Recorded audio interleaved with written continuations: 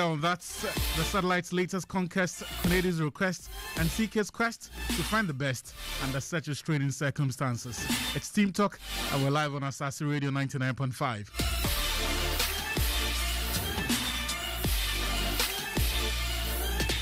My name is Victor Akitamaklo, and as always, I'm here with Benedict Kwesi Owusu. Good morning, Benedict. Yes, good morning, actually. How are you doing? I'm great. Yourself? Awesome. I'm doing fine. Thanks for asking. All right, so today, as you mentioned, a lot to come through here on the show as we are running from now until the hour of 1. Team Talk here on Asaase Radio 99.5, and of course, as you mentioned, African football now has a new leadership in Patrice Motsepe from South Africa. We'll look at what he brings on board as the new president of the Confederation of African Football, and also we're building up to the Ghana Olympic Committee elections on Monday. And if you've been following us here at Asaase Radio, last week on the show, we had a date with the president of the Ghana Olympic Committee, Mr. Benin Mensah, who is seeking for re-election. Well, today, we'll be speaking to his contender, Mr. Richard Apokavi, who has served the Ghana Olympic Committee as the General Secretary. So all these are more here on the show, which as always is interactive, so you can get through to us on our WhatsApp line 020-000-0995, and then on Facebook, you're streaming live at Asaase Radio 99.5. When you go on YouTube as well, you can watch us at Asaase, at YouTube TV official at Asaase. So let's hear from you. As I mentioned, the show is very, very much interactive. A lot to talk about here on Team Talk from now till the hour of 1. And as we always do, we'll take you through around the world of sports to tell you what's happening, and then we'll come back for the discussion, and Nacho will do that for us. Right, so we'll start from back home in Ghana. A lot has happened in the last 8 days since we were last year. The first of that was the Black Satellites beating Uganda by 2-0 to win the African Youth Championships. And so the team touched down in Ghana on Sunday after winning that trophy on Saturday. They were met by a delegation of the sports minister, the Football Association vice president, the management committee chair for the Black Satellites himself, and so Honorable Mustafa Yusuf was there, Mr. Makado, Dr. Randiabe, all of them were in attendance as the team was received. Now, there was something that the vice president of the Ghana Football Association said, and I believe it will be part of today's conversation. He indicated that the Football Association has decided some members, or should I say deserving members of the Satellites team, will be promoted to the Black Stars. Support you. We will continue to support youth football. And I was speaking to the president and the technical director, and the good news is that from the performance that you've shown, some of you will make it to the senior national team. I think it's a model that we want to continue to build, we want to develop, so that those behind you will always see that there's light at the end of the tunnel. So when you are playing, you know that there's opportunity ahead of you as well. You have the best opportunities that are available to us. Makado is the vice president of the Ghana Football Association. Also this week, excuse me, we had the local organizing committee meeting His Excellency Nana Addo Dankwa Akufo-Addo to brief him on the progress of work since the committee was inaugurated. Remember, they were inaugurated in October 2020, and thus far the most significant of their accomplishment, if you like, has been agreeing the protocol agreement, the details of same, with the owners of the African Games. That's the African Union's Sports Council. Here's Dr. Koko Fosu-Asare briefing us on what exactly was agreed on. They said we should pay 2.5 million. We said no, we're not going to pay 2.5 million, especially in this era of COVID and what have you. So we managed to get it down to $1.8 million, saving the nation $700,000. The other thing, that other key thing about the protocol agreement that we've been able to achieve is broadcasting rights. That is where the money is. They came out with a percentage 70-30, and we asked them for the base. We asked them on the basis of the 70-30. They will be taking 70% of the broadcasting rights, and we'll take 30%. We said no way. So we haggled back and forth. We were able to get 45% for the country. So 45% of the broadcasting rights and 55% for the AU. That is what we are. For the gates, we managed to get 100% for the gates. We are not going to share the gate proceeds with them. So 7%, that is bingo for us. Then with regards to sponsorship, we managed to split it 50% each, 50% for the AU, 50% for Ghana. And then with regards to exploitation, we also managed to split it 50-50.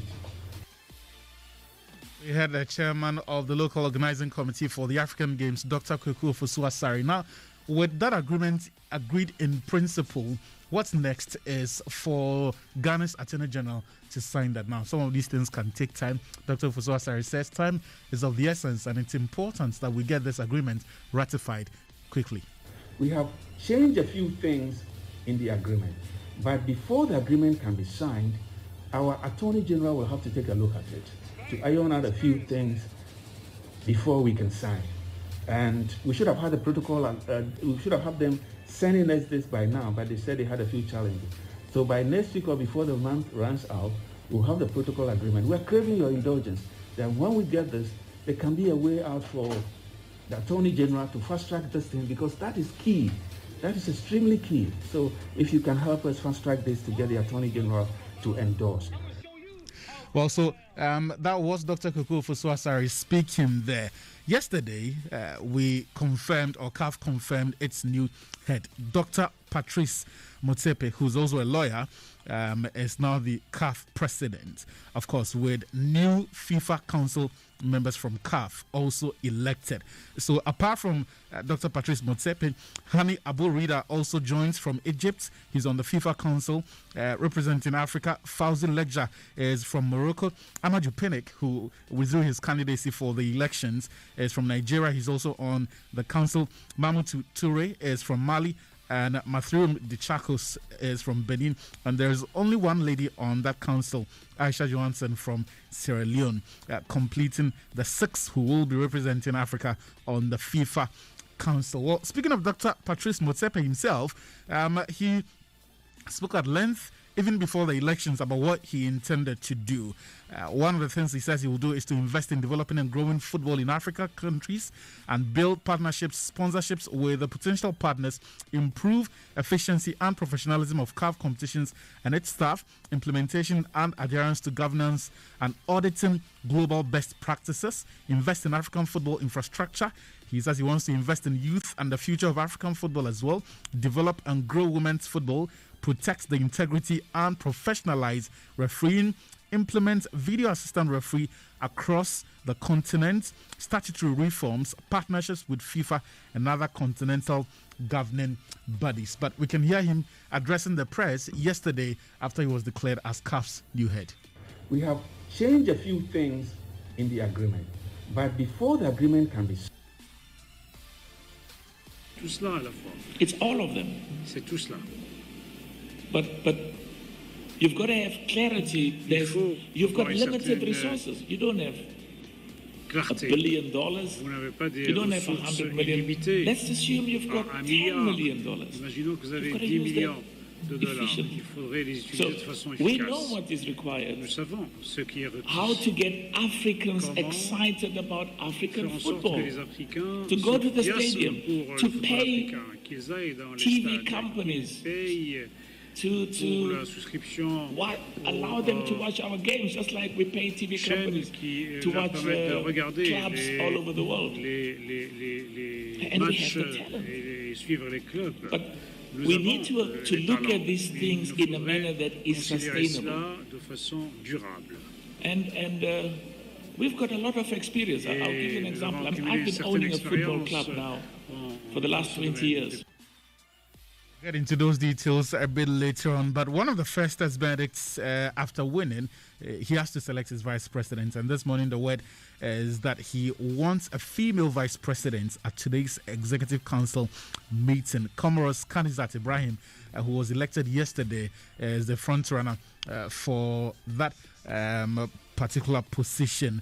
Let's quickly move away from there and get into the games coming up later this weekend and probably get some reactions from last week UEFA Champions League matches. Well, Zinedine Zidane is Real Madrid boss. He says he's unsure whether or not his captain will stay at the club beyond the season. Sergio Ramos is 34 years of age. We do know that his contract runs out at the end of this season and he's yet to agree any deal to extend that contract. Zidane says he wants to be honest and honesty in this moment is that he has no idea what's going to happen with Ramos. He wants him to stay. He's always going to be an important player, and he wants him to remain at the club, and that's why he will say as a coach that he needs Sergio Ramos. But in this moment, it is not entirely his decision to make. So in the Premier League, there are games coming up. Leeds United, they will play Fulham at 12:30 today in the Premier League. Crystal Palace will play West Bromwich Albion. Everton play Burnley. Fulham will play Manchester City, also coming up in the Premier League. And then tomorrow, Southampton will play Brighton Hove Albion. Leicester City will play Sheffield. Arsenal, in the game of the weekend, will play Tottenham Hotspur. Man United will play West Ham United. And then on Monday, Wolverhampton Wanderers will play Liverpool in the Premier League. So we can move away from there and briefly look at what will be happening in the Spanish La Liga as well.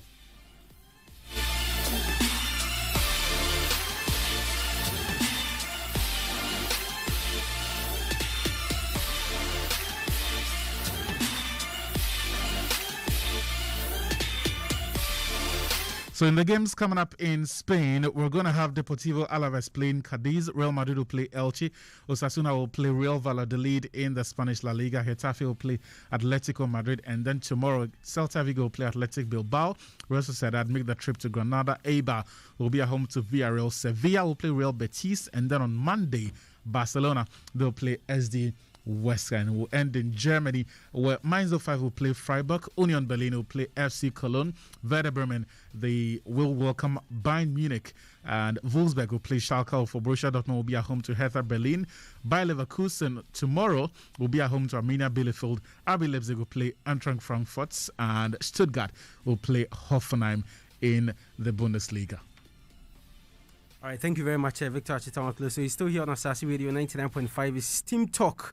And of course, I'm here with Achu as well as Yafrin Pon and then Mr. Eko Asma. As I made mention earlier, we'll be joined via Zoom by two gentlemen who are all in the thick of the Ghana Olympic Committee elections. That's the main contender, Mr. Richard Apokabi, and then Mr. Charles Sesibe, who is president of Arm Wrestling and is going for the third vice. But you know, Achu was talking about matches to expect this weekend in the major European leagues. Here on the local scene, remember, there are no Ghana Premier League matches.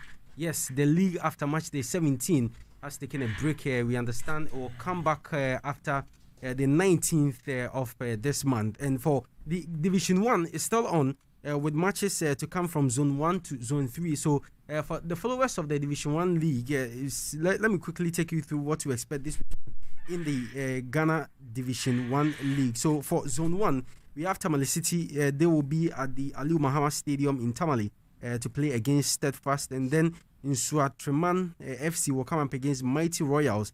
That game will be at the Sunyani Coronation Park. We'll have Young Apostles. They will also be at the Sunyani Coronation Park. So one is today. That's the in Suatreman. Mighty Royals is today. And then tomorrow, we'll have Young Apostles. They will come up against Yendi Gbewa FC. And then Nkranza Warriors tomorrow will take on Unity FC Crocodiles. That's Crocodile Stars. Stars, they will come up against Bofakwatano.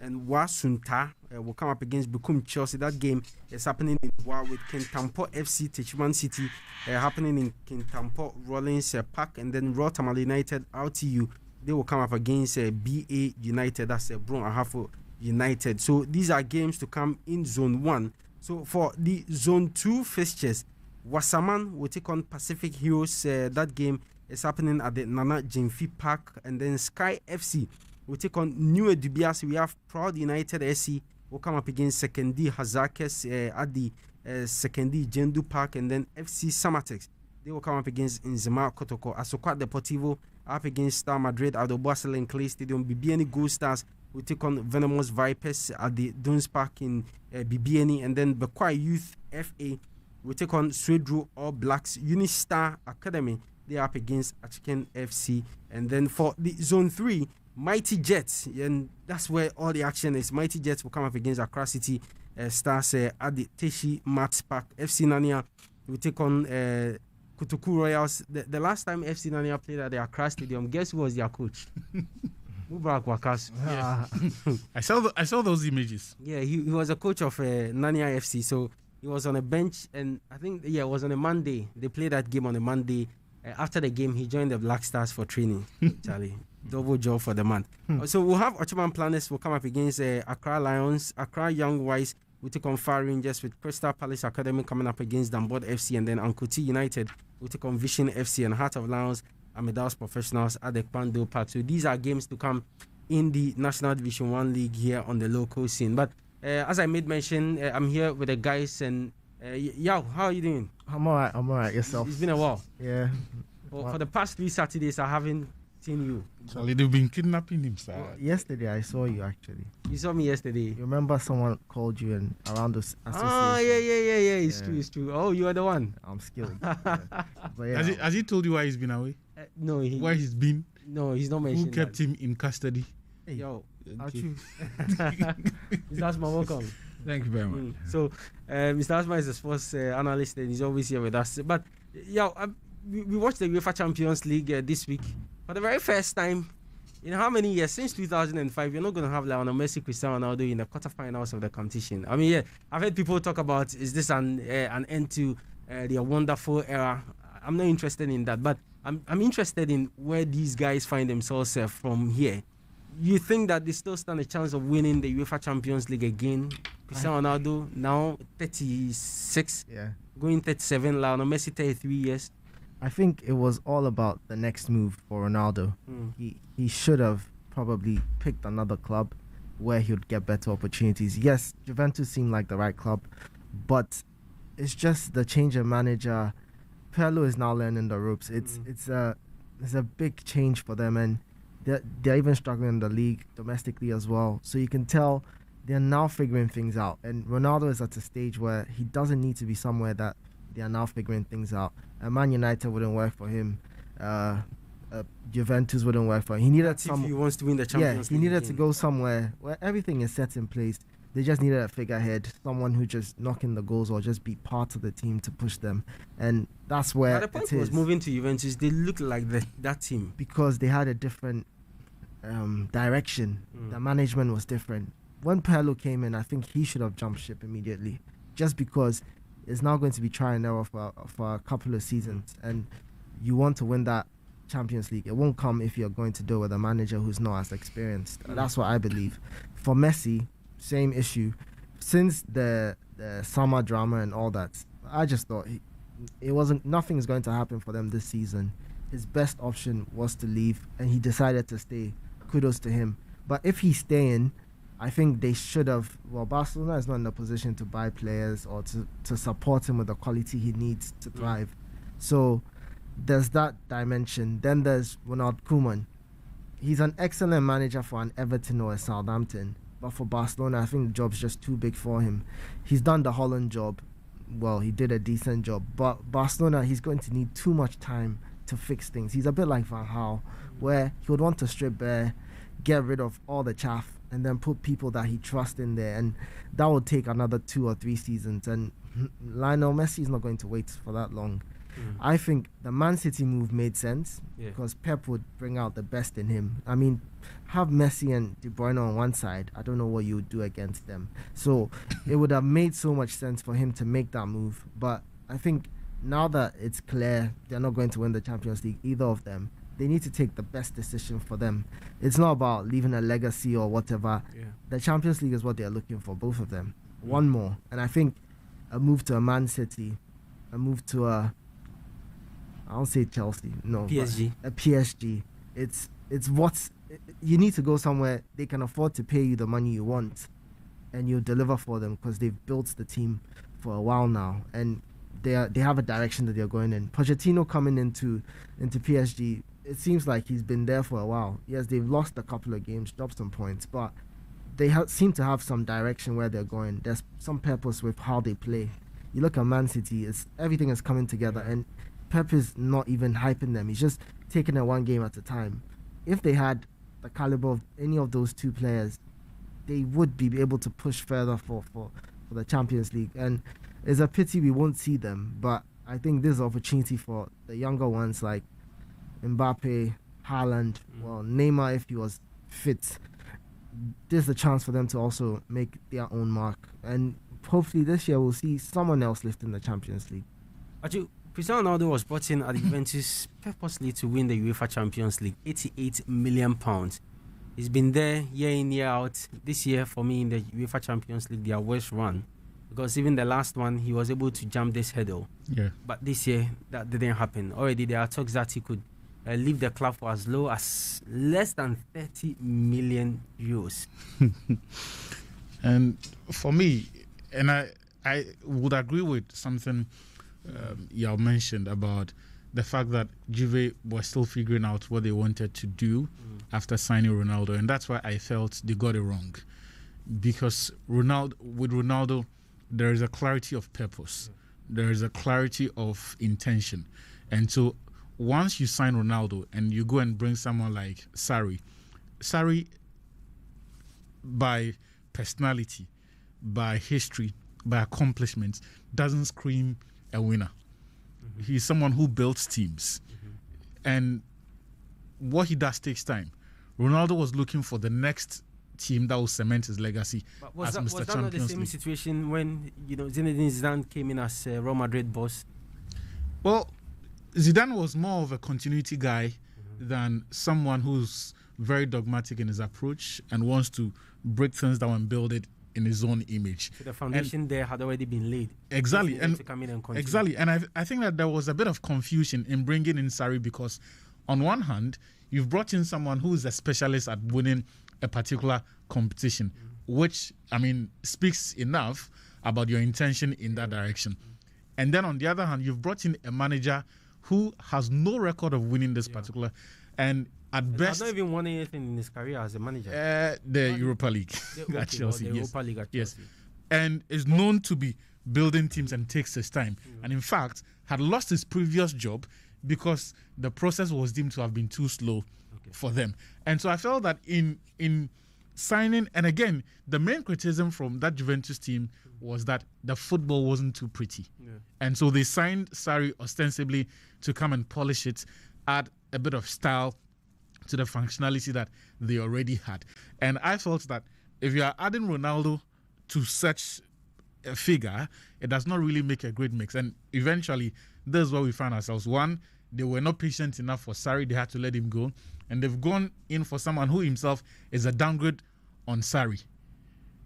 So now he has to then, one, win the trust of the dressing room, build a team in his own image, all the while marrying that with the club's ambition and Ronaldo's ambition of winning the Champions League. And that's why I feel that both of them got it wrong. Ronaldo probably didn't know that Juventus were going to make the sort of managerial changes that they had made before he joined the team. But the reality is that he himself, along with Messi, are more of a liability than an asset to any club that he joined.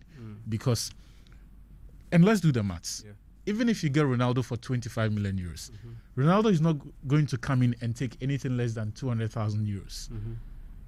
And that's probably even going to be after tax. And if you look at Ronaldo's health now, the maximum he's going to give you is 18 months. Beyond that, nothing more. Messi can't run now. As for Messi, I even think that the maximum he'll give any team in terms of top quality, consistent performance is a year. That's if he's able to get his motivation back. And so for the two players, it looks like this is it. I'm not saying they are going to be nothing players from here on, but in terms of cost-benefits analysis, if you're going to make that investment, compare that to other players who are going to cost you something in that region. Compare how much it will cost to take Messi from Barcelona to say, and Mbappe, Holland is probably going to cost around 100 million euros this summer if Dortmund decide to sell him. Compare that to Messi and look at the numbers. And the reality is that these days, those two kids are doing as much as Ronaldo and Messi, if not more. And if they are going to cost you less with being individuals that you can build a team around with assurance of longevity, as far as making these investments are concerned, it will make more sense. And that's why I feel that if even with Pep Guardiola's fixation or his affinity, well-publicized affinity for Lionel Messi, I think that he will probably look at Mbappe and Haaland as more attractive propositions than even Messi. If there is anything that may throw a spanner in the works, it has to be the caliber of agents that we're talking about here. Pep notoriously doesn't do well with these superstar, be it Pini Zahavi or Mendes or Raiola. He doesn't do well with them and often falls out with them. That for me might be the only stumbling block for any of these clubs that will be looking to sign these players. Because as far as I'm concerned, I mean, others will give you more. And in this moment, it is clear who those players are.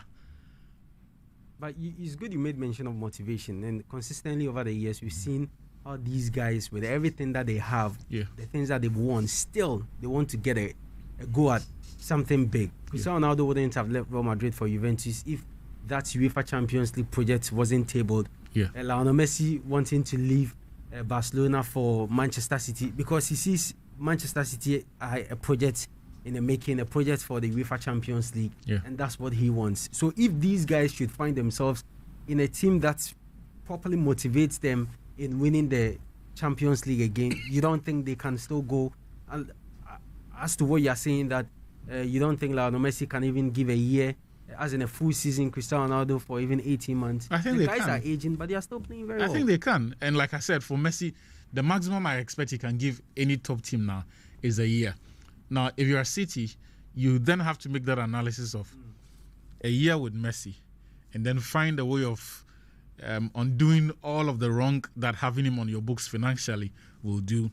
Or a year with someone like Mbappe or Holland with more of a long-term plan with winning the Champions League. For City, it will make a bit of sense if you have Messi to come in because they spent billions of pounds and still they've not delivered the Champions League. So if you're going to spend an extra 150 million or 100 million for Messi to come and win it and then move him on, fine. But that also means that you're probably going to miss out on a generational talent in Mbappe or Holland. Because if they delay... I get you, but the Haaland argument, and I want to bring you out in, people talk about Haaland possibly, becoming the next Lionel Messi and Mbappe as well, becoming the next Cristiano Ronaldo. But we've seen young talents that, exploded at that very stage. But at age 25, we didn't even see them, get to the level as how these guys have got into in their football careers. Now, you look at someone like Michael Owen. Michael Owen, at that young age, was bossing it all over. But what did we see? Ballon d'Or winner. He never ended up like... To be fair to Owen, it was the legs. It was the injuries. That's what I'm saying. So, same could happen to Haaland. Same could happen to Mbappe. So, the physician about, people, the next Lionel Messi, Cristiano Ronaldo, Haaland. Look at Timo Werner. Timo Werner, when he was in the German Bundesliga, was scoring for fun. At Chelsea, he's struggling to even create chances. So, what I think is the next move. The next move is what makes it. Cristiano was at Sporting. He came to Man United. He made a mark. And to be honest, the time he left for Real Madrid, it was either then or he stays. What do you think would be the better next move for these guys? So, I am looking at, for Mbappe, the project is already there. He doesn't need to move. If he wants to move, it's after he's accomplished winning the Champions League with PSG, which is in the next 2-3 years. He accomplishes that. Barcelona or Real Madrid come calling, you go easily. If a Man City come calling, you go. You go elsewhere where you can make a mark. For Haaland as well, he's even at Dortmund. Lewandowski bounces and leaves Bayern Munich right now. I won't be surprised if they pick him because that's somewhere where it makes sense and they know what they'll do with him and he can add a lot to the attacking threat. It's either Barcelona, Bayern Munich, Real Madrid. You go to the top tier. I wouldn't say any of the Italian clubs because they've just gone down in Europe. They are not what they are in Europe. How about the Premier League? The Premier League, I think he would be a good fit for any Premier League side, depending on the manager in charge. For Man City, he would fit. The way Pep plays his football, Haaland can press, he can pass. We've seen some before, but I think... But it's still a risk that whoever is making that outlay has to take, or? And it's an opportunity for the manager to earn their merits. Because if I am Ole Gunnar Solskjaer and I'm taking Haaland, I would want to use that as the opportunity to prove that, look, I've got the man management and the tactical skills. So that aspect is there. But I think he would definitely add to any club. And I think his next move, he has to either stay in Germany or go to Spain. If he comes to England, we would find that he'll play too many games too early and he'll go on a bad run like Timo Werner, and who knows. I think we have to move on from the UEFA Champions League. Dortmund through Porto, through Liverpool, also through. Surprisingly, in the English Premier League, they are not doing well, but in the Champions League, they didn't play at Anfield. That's why. Well, so these days playing at Anfield is not good for Liverpool. Become their Waterloo. 3 points guaranteed for the away side. Okay. Well, for the first time in so many months or in so many matches, they got Fabinho to play in midfield, and that really worked for them. He was actually man of the match in the game against Leipzig. I've been saying this for the longest time, that Liverpool's problems have not been their defense. It's always been the middle, because they never got going. Sadio Mane and Mo Salah cannot play the way they want to, because they don't have someone who's going to break up play, give it to the creative player in there who would set them on their way. If Fabinho or Henderson had been kept in the middle, even when they had the injuries that happened early in the season and Henderson was still in the middle, you could see that they were okay, they were a bit stable. They just needed someone who's a natural ball winner to just break up play for them and then set them on their way. And I was arguing that Nathaniel Phillips should have started playing centre-back for a long time, because he's got the pace. He just needs the experience. You don't have a choice now. You play him and Oback, or you play whoever. That's that. You just need to play 2 centre-backs. If it's youngsters, it doesn't matter. They'll make mistakes, but they'll move on from there. So on Monday, they're up against Wolverhampton Wanderers, and they are not playing at Anfield, so possibly maybe they may get a few points. They'll get one. Well, the early kickoff today is the Leeds United Chelsea game, but we have to move on unless actually you want to say anything on the international front, and then we can move on and do that. Oh, not really. I was happy for Milan. I think the performance is one of those results that give credibility to what the manager is trying to do. I always say that people often get too fixated with trophies and results and a winning streak. I mean, if a coach comes in and gives life to a team that looked disillusioned, adds value to the players that they have had, sometimes you need to appreciate that. And I think that Pioli has done a brilliant job. I mean, especially if you look at the players that were not available for Milan, 4 of their best players this season were all not available. And yet they outplayed Manchester United from start to finish. And it was, in the end, it was only fair that they got that leveler. Okay. Well, so we have to move on and do some other issues here. You're still here on Teamtalk on Asaase Radio 99.5. You can join us with your views and comments on our WhatsApp line, which is 020000995. We're also streaming live on our Facebook page at Asaase Radio 99.5. You can join us there. Time to bring in Mr. Kwasma. Mr. Asma, I mean, yes, yesterday we all heard from the new CAF president. We knew days ago that he was going to be a CAF president, barring any hitch, because of the withdrawals of the candidates. First of all, did that come to you as a surprise?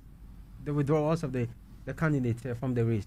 Thank you very much. I wanted to correct something during the introduction. I've been doing something on the quiet, and I think I formally need to address folks that know me as a sports journalist. Please do. I am gradually handing the torch to the Achus and the Frimpons and the Dankwas. This is your era. I branched off to writing books. Okay. Branched off into speaking more about the Word of God. I still do the sports, ad hoc basis. I actually look for some folks to take over Ecoasma Sports, the media side, so I can focus solely more on the Word of God. I actually have a book coming up about the woman, and talks about Mary's role in the salvation of mankind. So I'm gradually, not totally leaving the sports punditry thing, but doing more of the Word of God. But it's still in me. The sports runs through my bloodstream, so it's still there. So I wanted to say something quickly regarding something that Frimpong just a second. Yes, Frimpong said that when Ronaldo came to United, and I was going to ask him, "Are you a United fan?" Yes. That gave it away. It gave it away. So when he came to, And then regarding the 2 chaps, Messi and Ronaldo's next best move, I think they should be focusing more on winning for their national teams.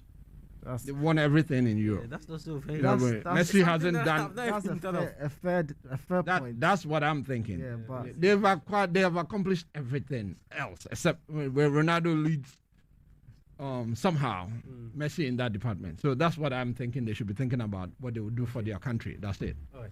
So we'll come back to Mr. Asma and then to my colleagues in the studio. But we have Mr. Richard Apokavi, who General Secretary of the Ghana Olympic Committee, now going for the presidency. He's a candidate for Monday's election. Mr. Apokavi, good morning and thanks so much for joining us on the show.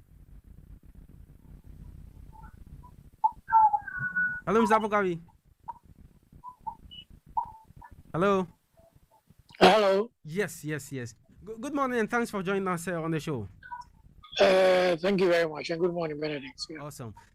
I hope you're doing fine. I'm well by grace. I'm well. We thank God. We saw last minute withdrawals in a CAF election. Are you also going to withdraw?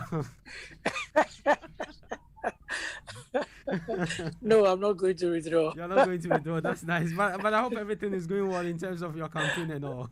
Well, we are telling the delegates what we intend to do. So we are hoping that they'll look at what we are trying to do and what we can do, and look at our record, and then vote on that basis. But how have you been?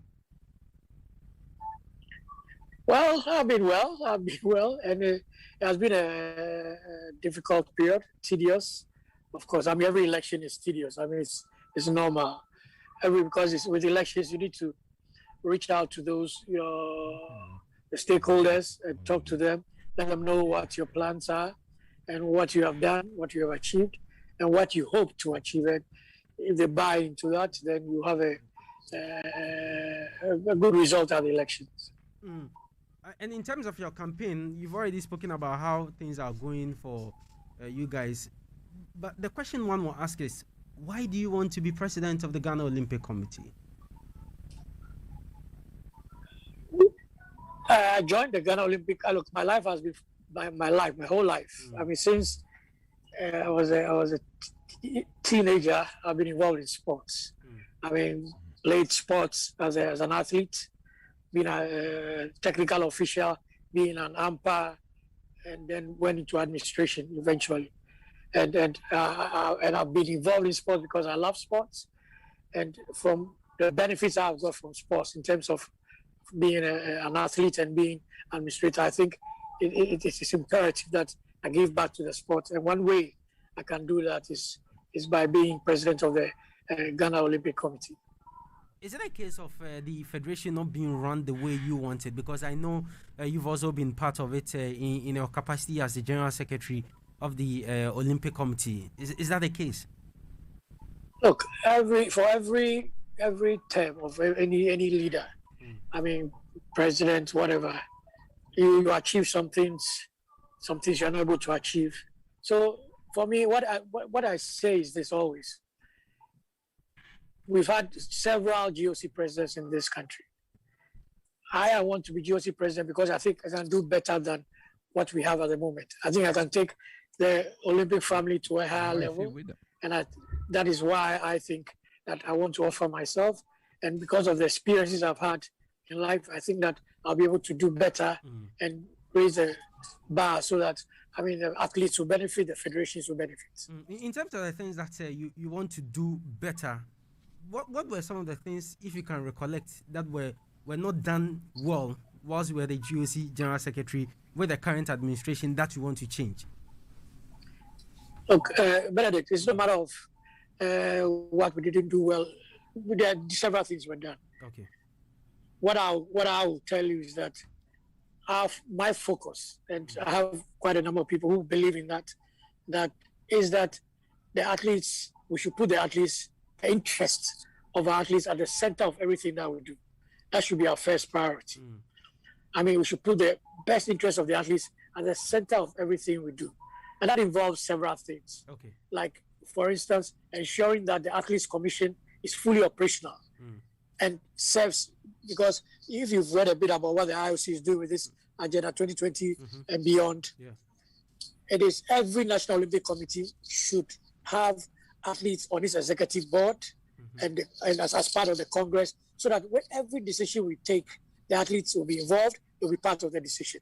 We do what we do because of the athletes. So it's important they are the center of what we do. I mean, we will help them. And, for the GOC deals mostly with elite athletes. So for the quadrennial, what do we do to make sure that those who are qualified for boxing today, the two young guys, that they will have an opportunity, to be able to do well at the Olympic Games and possibly win a medal. Those are the things that we want to focus on. And in helping the athletes, we also need to make sure that the federations will build the capacity of coaches, administrators, medical staff, and the federation, so that they're able to support the athletes better before we take over the athletes to take them to the Olympic Games. So there are several things we can do better. And if we're able to do these things, we will offer a better opportunity for the athletes to be able to achieve their targets. And finally, in respect of the athletes, from active sports. It's sad when you see very big athletes, people who have performed so well for this country, exiting sports, and then their lives become miserable. They become a burden on society. You media guys always have to highlight, oh, this guy is suffering here. He hasn't got medical support. It shouldn't happen to any athlete who performs for this country. These are some of the things we want to address when we get into office. Okay, it's good you've made mention of the athletes, but one key thing we also have to highlight has got to do with funding. And last week, we hosted Mr. Bendino Mensah here. He talked about the fact that these federations only go to the ministry when it's got to do with participation in international competitions, because they fund their activities throughout the year. So what's your plan for funding if, by God's grace, you win as the GOC president? Now, with funding, there are two things. There's something which we must always recognize. It is impossible to run sports in this country without the state's involvement as regards funding, because the state funds infrastructure, the national teams, and to some extent supports the federations in all other kind of activities. And if you look at the history of world sports in every country, I mean, even in countries like UK and South Africa, Australia, US, where you have funding from lottery and things like that, the state still funds a portion of it. So we must not lose sight of that. There are two things we want to do. One, we must ensure that the sports fund is actualized. It is crucial. Without the sports fund, we will not be able to get funding, because, as we all know, we just had a budget, and you see the money allocated for sport. It's not enough. I mean, unless you have a dedicated fund, you will not be able to make it. And that is where the UK sports money is, the sports fund. The other leg is that, look, it is not enough to just go to a corporate body and say, oh, this event. We need to have strategic partnerships. We need to build the partnerships. So you build the partnerships for a period of time. The Olympic cycle is 4 years. So let's build a partnership in 4-year cycles, so that you don't struggle every year trying to, if you have a partner, then you know that every year you're entitled to $10,000, $20,000. Then you plan with that. You're able to work with that. So these are some of the things that we want to do in respect of funding. Yes. Okay, so I'm in the studio with Achita Maklo, Mr. Eko Yes. here with me, as well as Yafi. Yes.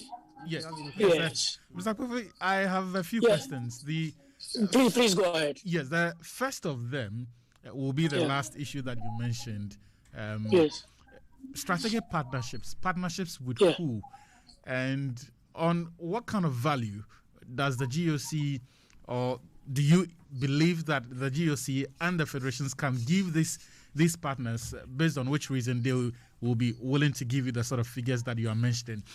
And then, okay, so you answer that, and then I'll go to the second question. Just so the 5 rings of the Olympic family is the biggest. You can talk in sports in the world. Every corporate body, if we package ourselves properly, should be interested in supporting the Olympic family. The issue is that how, of course, they look at certain things. I mean, you can't go to a corporate body and not have, they'll ask you, what do you have? I mean, how are you going to take care of the funds we give you? What are your audited accounts? What do we get in return? True, but that's the essence of planning, because you need to put together a plan and be able to sell that plan to the corporate world. Look, it's been done before. I mean, Coco from Ghana gave us some money for a period of time. Unfortunately, he's gone. He's deceased. So You can't go back there, even though the company is still there. There are various ways you can do it, but your question you ask is legitimate because you can't just go and say, oh, support me. They will not support you. You must build a brand. And luckily for us, the Olympic brand is a very powerful brand. The IOC has partners already, strategic partners, like Toyota, like Coca-Cola, some of the Samsung. They've asked us that we should engage these bodies in our country. But to be able to do that, we must also go with it to them on our own strength as well. You can't just use the Olympics alone. They need to be sure that the people who are managing the federations and the Olympic family are people of integrity, and that we will bring on board things that will not worsen their brand, but would put value to their brand. So these are some of the things I believe should be done. Well, if the delegate, I'm sure some of your delegates may be listening. Which particular skill set of yours do you believe gives you an advantage or makes you uniquely positioned to effect the sort of changes that you believe you can effect? Look, first of all, I believe that in terms of the sports field, I have the knowledge, I have the expertise, I have the knowledge, I have experience. I've been involved in sports for several years. I work the kind of person I am. I'm inclusive. I have an inclusive style of leadership. Try to build consensus and try to push people so that we share ideas. One of the things we have is that sometimes we are not patient to listen to other people and get their feedback. And we think that once people criticize what you do, then you have a problem with them. I choose to call it feedback because feedback is both positive and negative. You get positive feedback, that's good for you. Negative feedback is also good. You use it and see how you can benefit from the feedback and use that to build a consensus. Look, what the GOC needs is committed, dedicated leaders who would build consensus and be able to push the agenda. And that's what I think I can do. Okay. Now, I'll take us back to the issue of funding again, because the reality is that beyond this Olympics, the next big deal for sports is the African Games. And that's just 2 years away from now. And so we can't really bank our hopes on these partnerships that we're talking about, which we are even yet to see you if you get into office, and also the sports fund, which the sports ministry the minister himself is even yet to begin work. But before all of this happens, we need to raise revenue to train athletes. Make monies available to the various federations that need support to send athletes, boxers, and the likes out of the country, and even while they are here, to ensure they are trained. I know that the Amateur Boxing Federation, for example, last week has begun some training for its trainers and the likes. All of these need a kind of support. How do you ensure that these things get done and that it is not only the federations who have a few powerful friends that can help them, so that when we get to 2023, we know that we have a team, the Team Ghana is well funded, has been well resourced and ready to compete? Look, the Team Ghana for 2023 is a huge state for Ghana. And one of the conversations we want to have, and I think it's important that we let the states, the government, the minister, everybody understand that, look, preparation for the 2023 Games, hosting it, it's not only about building infrastructure. Otherwise, we shouldn't be hosting. It should be about supporting the athletes to be able to perform well at the Games. So, yes, we will raise money elsewhere, but the state must fully be committed to this task. We must not allow the state to run away from that responsibility. It must be fully committed to this task. The minister is new, yes. We've had engagements with him, yes. He understands it, yes. The chairman of the LOC understands the same thing, that we need to get the state to fully commit, just like we are budgeting for infrastructure, for stadium, and other. We must budget for preparation, for supporting the athletes. So there's no two ways about that. And once you are talking about 2023 as the strategic partners kick in, because then you have a target. Then when you're talking to people, you are telling them what you are going to do leading up to 2023. And therefore, it's easier, to sell your message and to sell your package to these bodies. Furthermore, the Olympic family itself have sources of funding. Not much, but at least for instance, in respect of these boxers who are preparing, there's no reason why the GOC should not support two boxers to prepare adequately for the games. It shouldn't be a difficult thing. Two boxers to take them away from their environment, take them, they have to travel and prepare for the Olympics so that they have a fair chance of at least getting to the medal zone during the Olympics. Okay, so we've just been joined by Mr. Charles Asaase, who is the president of the Arm Wrestling Federation. He's also going for third vice. Chairman, good morning. Good morning, Benedict. How are you doing, sir? I'm doing great today. Your incoming president is on with us. Yes, he's the reason for which I put up myself to serve, and I am encouraging all delegates who are listening to Asaase Radio today. I know he's the man to take Ghana sports to the promised land. He's been an athlete, he's been an administrator, he served on several positions or boards across Africa and the world. He has the network, he has the contact to take us there. And I believe that every delegate will vote for Mr. Richard Abokabi. Okay, so I'll come back to you, but Mr. Asma is in the studio with us and he's got some few questions to incoming president. So, Mr. Asma. Yeah. Thank you very much. Charles Harvey.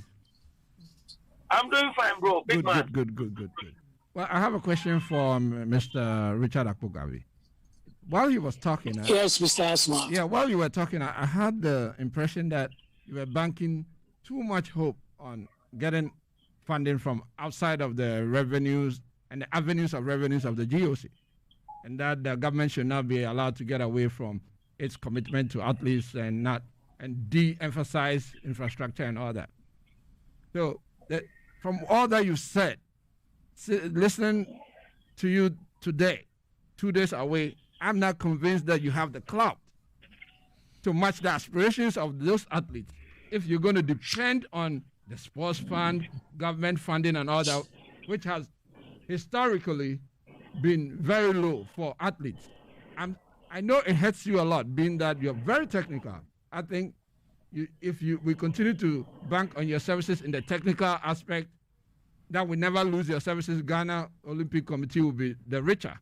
But as to presidency, building the kind of partnership with the private world, the corporate world, and making more money, you haven't demonstrated anything. Is that a fair assessment? It is a very unfair assessment and wrong. Okay. Because I was president of Ghana Hockey for 4 years, vice president for 8 years. Look at my record there. Mm-hmm. The Ghana Hockey team, which is a team sport, so more difficult to fund than individual sports. Mm-hmm. We had funding to take care of our athletes. We attended every single international tournament, all Africa games, African championships. We qualified the team to take part in the Youth Olympics through our own efforts. We qualified the junior team to take part in we won the African championships, went for the World Cup, Junior World Cup. The senior team went for the African championships on 3 occasions. We hosted 3 tournaments in Ghana. And if you were around, you remember, we hosted all from our own resources. Government had no part in it. Yes. From our own resources. And we did that through contacts with corporate world and through our own initiatives. So it is completely unfair to think that I'm only a technical person. Thank you very much. I was leader. I get it. I want to say something quickly to commend you. Yes. This was what you should have been saying to the delegates so they will vote for you. So now I'm pleased with what I've just heard. I know about your track record. I'd never heard you say it. So now that you said it, the delegates are aware of it. All the best, Mr. Abokabi. Thank you very much, Eko. Mr. Abokabi. What's that? What you ahead. Yeah, this is what he should have been selling. This is the selling point. Charles is laughing. So that's great. It's a great selling point. Okay. During his time, he gained this and got that and got that and got that. Great. But before I asked that question, he had never put it out there. Okay. So it was sounded as though he couldn't get it done. But I know of his track record. Is this an endorsement? If I had a vote today, I'll give it to Abokabi. Mr. Abokabi, so that's an endorsement there for you. Thank you very much, Mr. Asma. And talk of endorsement, he's for not the only one. For Echo to endorse Mr. Abokabi, then it means he believes in you. Thank you very much, Echo. Okay, You're welcome. That's another endorsement. We also heard, and I saw, and I think I sent it to you, right up from Mr. Rex Dankwa, yes. Magnus Rex Dankwa endorsing your candidature. How does that make you Yes, feel yes. that, people that have done this for a very long time in this country all think that you are the person to go for this position? Well, it's good to hear from such people because it tells you that at least they have been involved in sports for a long time, and they are aware of what all of us have done in the sports field, and so it is very good and heartwarming to get endorsement from such people, and I thank them for recognizing my my contribution to sports in Ghana. We'll come to the idea of categorization, because when the sports minister went to Parliament and faced the appointment committee, he talked about how Jamaica have realized that DS is short distance, and that's where they are focusing and is getting them the recognition needed. So we also will have our own. I'll come to you, but let me bring in Mr. Sibe. So you are also going for third vice. Are you hopeful of your chances of winning? By the grace of God, once Mr. Kowasma endorses me, then the delegates will go for Mr. Charles Osespe. Remember, I think on Friday I made a statement about track record. I hear people talk about track record, and I've said that let us do a comparison of candidates. So Mr. Richard Akoka be hosting 3 Africa Championship. He hosted the Club Championship. He hosted the Africa Cup, and then one other. In Ghana, as the head of hockey, myself, Mr. Kwasman knows, you also know that in less than 4 years, I was able to bring down Africa for the Africa Arm Wrestling Championship. I have been to 8 regions with arm wrestling. So let's check the people we are contesting against. When it comes to creating content, creating competitions, managing products, I know that we are far, far, far better off. I mean, we've done these things within our federation, and it is why the people must vote for us. Because if we have been able to do it at our level, then it's obvious coming together as a team, we can do better stuff for the Ghana Olympic Committee. So when it comes to track record, we need not get to the GOC level to prove the kind of records we have. Let us all go back to our various federations. Look at what Malco had. In fact, 2 years, they said a continental championship in Ghana. Yeah. Same period. Even Ziabua hosted continental championship in Ghana. Let us compare to the other side. Sometimes I don't want to do these comparisons, but when I hear the propaganda, the bad mouthing, and I'm happy Echo Asma asked that question. So Benedict, you do the comparison yourself. Pick Benunu Mensa, pick Akokabi. Let's look at weightlifting locally, and let's look at hockey. Pick Mauko Afadianu, pick Mr. Acho. Acho is doing so well. I have respect for Mr. Paul Acho for volleyball. I have so much respect for him. But look at Mr. Mauko Afadianu against Mr. Paul Acho. And then you come to second vice. I feel that people should look at what we have done with our respective federations. It is why, Benedict, I know and believe that the delegates will vote for Team Apocalypse. Okay, good one. But there's the other thing too. And it's good you made mention of Mr. Beninu Mensah. I mean, people have talked about the fact that this was the administration. Your line is faint, Benedict. Can you hear me? Yes. Can you hear me now? Yes, it's okay. Okay, so this question is to both of you, Mr. Apokabi and Mr. Osesibi. So, I mean, both of you were part of the old administration. So, what has changed that much that you think that you should be given the nod to lead the federation? Sorry, the Olympic Committee. And I'll start with you, Mr. Osesibi.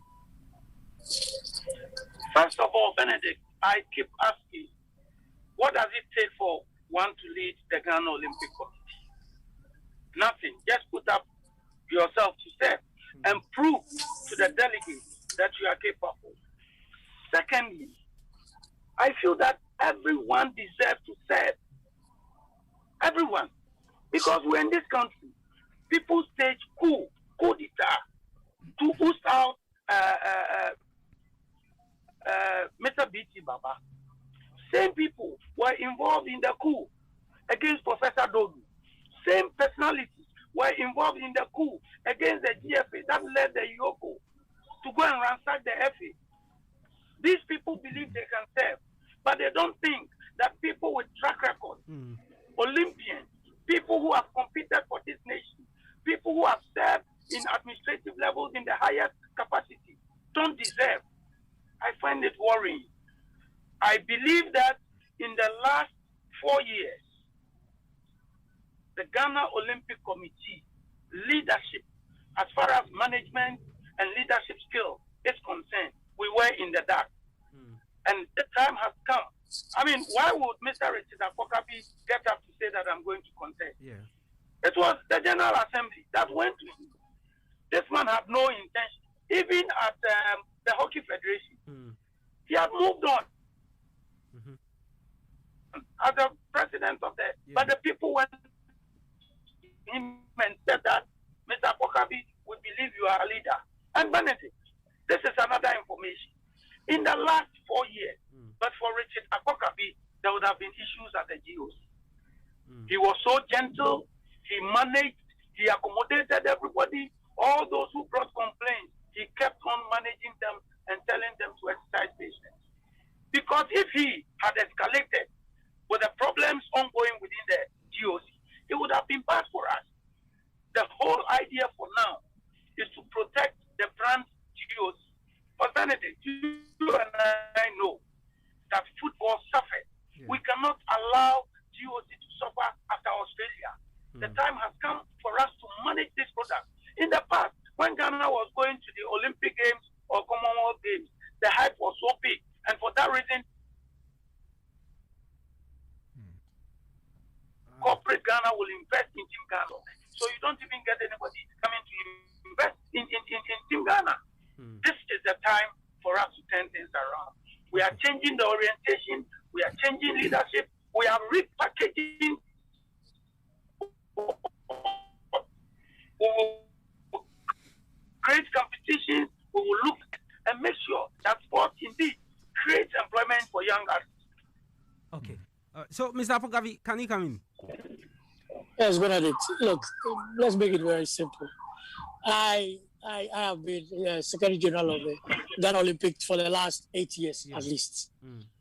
I mean, when I look at what we have done, the only thing I can say, and I want to make it very simple, is that I think I can take the GOC to another level. Okay. Because I think there are several things we can do better.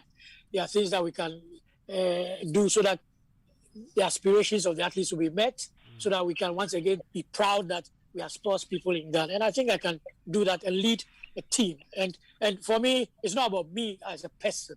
Yes, I will help, but it's important to build a team to take the GOC further and further away from all that it has been in the past in terms of a lot of scandals or issues and that kind of thing. Yeah. So take it from me. Okay. I'm here to serve, to build a team so that we can move Olympism and the Olympic sports to another level. That's all I want to do. Repackaging the GOC brand is very important. But it's hugely important. Hugely important. But to add to it, Mr. Apokabi has been Secretary General for 8 years. Yeah. We feel he doesn't deserve to move up to third. For 8 years, Secretary General. Who has a better record or CV as far as the GOC is concerned than Mr. Apokabi? If you combine his service on the board plus Secretary General, he's been there for 10 years. But unfortunately, he was entangled. But the time has come for the people to let him lead, so he will serve Ghana Olympic Committee in a higher capacity. And then, by the grace of God, if Mr. Apokabi wins, if Mr. Charles Osei wins, in fact, if the team wins, you will see that quality change.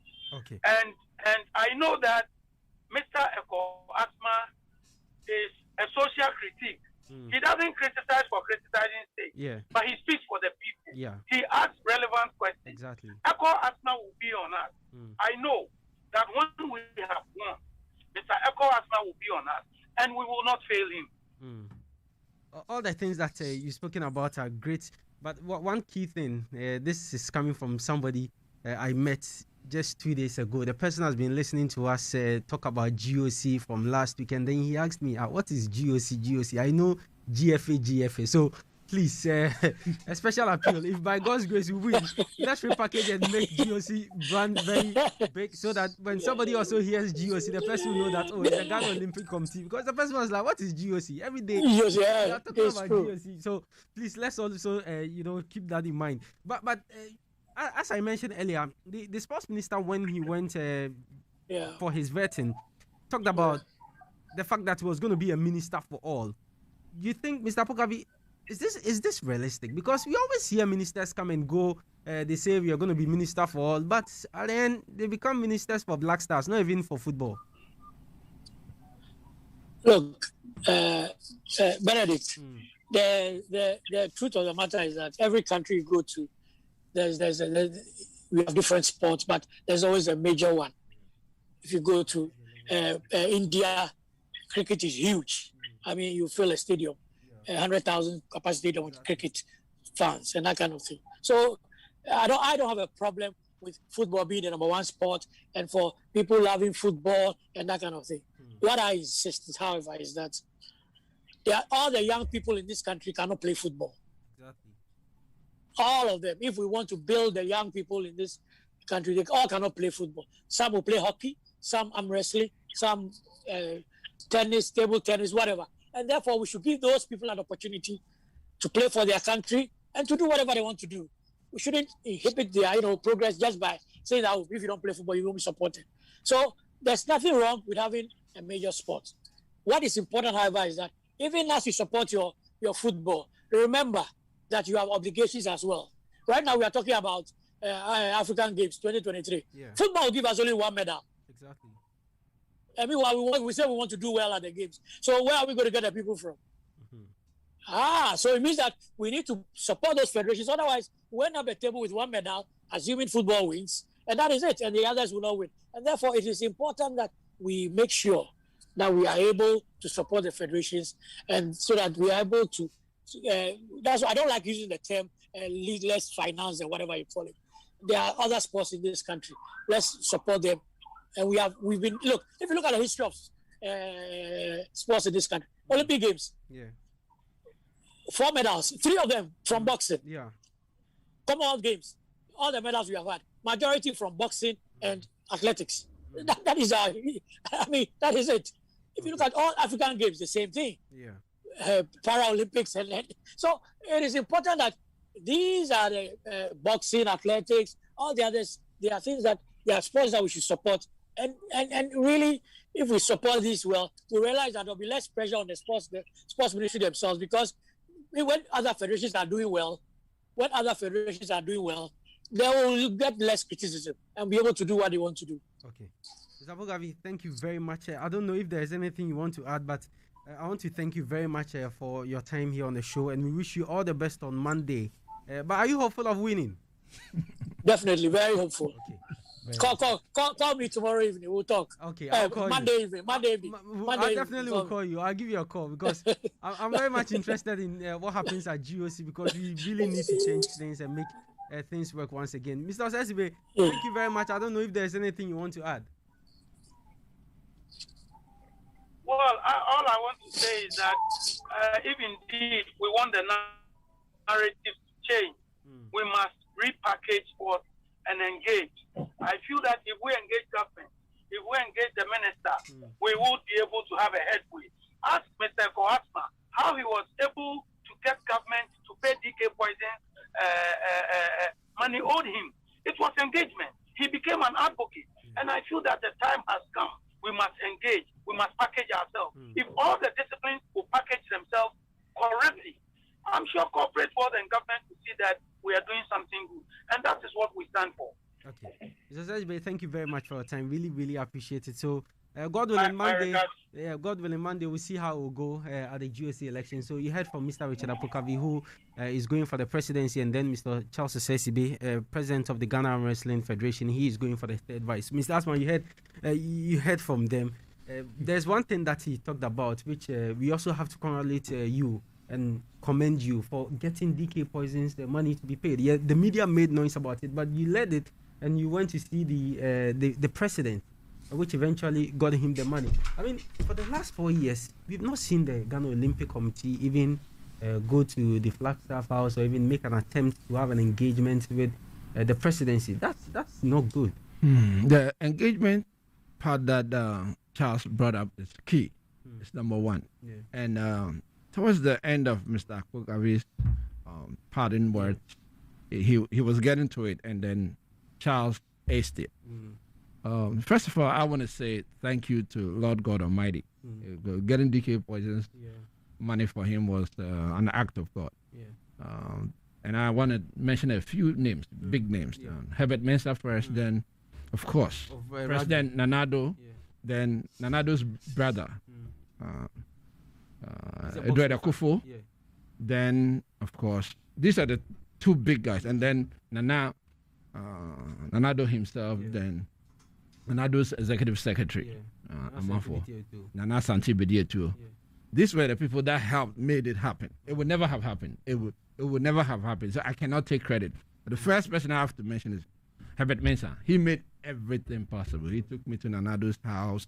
He facilitated everything with Mr. Edward Akufo, with Nana Santi Bedier too, then finally Nanado getting in and all that. So it's all Herbert Mensah. But I'll say, thank God that it did happen. Exactly. That's it. So I cannot take credit for it. But what Charles mentioned at the tail end is key. Engage. You should always remember that when you're dealing with government, you cannot go to them for money while criticizing them. Exactly. Not at the same time. Praise them for the little that they have done. Just the little, however minute you think it is. Praise them for it. And then ask them for more. If you're going to go ask them for money and you're criticizing them, it won't work. That's just a message I want to send out there. But listening to the two gentlemen and what they are saying, should they win, are you hopeful of a better GOC? Yeah, based on what Akpokavi mentioned at the tail end, talking about boxing.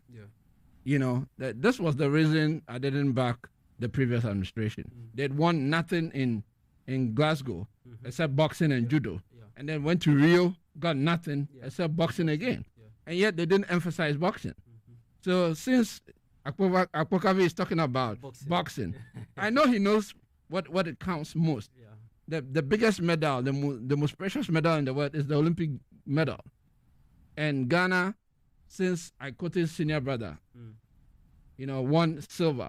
And then subsequently we matched it with bronze, 2 bronze. Football has, with all this investment, has only won.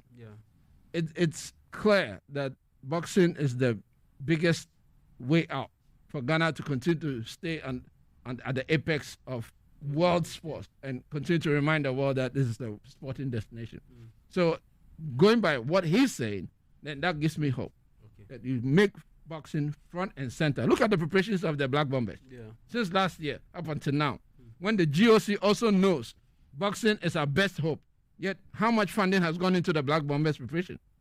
I mean, there has been some, but really you have to prioritize and know that of all the disciplines in Ghana, boxing is your biggest shot at getting some great reputation on the international stage.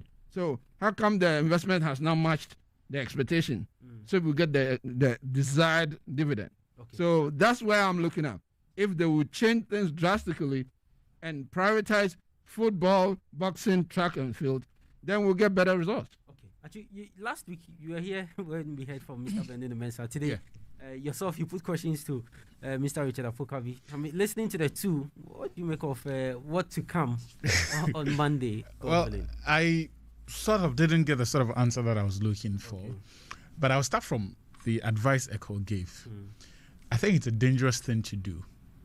Criticizing and asking for something and criticizing. It's what the politician wants, that show of continued gratitude. Exactly. That feeling of... but is that not what you do to get what you want? No.